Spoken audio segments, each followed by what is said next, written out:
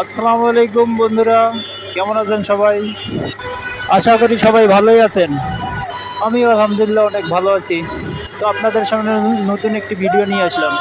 ভিডিওটা হচ্ছে মশা মারা কীটনাশক ব্যবহার করা হচ্ছে রাস্তাঘাটে। অনেক সুন্দর একটি পদ্ধতি, যা দ্বারা মশা নিয়ন্ত্রণ করা যায় এবং সাথে সাথে তেলাপোকারও অত্যাচার কমে যায়। আমাদের লোকেশন হচ্ছে কোনাবাড়ি গাজীপুর ফ্লাইওভারের নিচেই।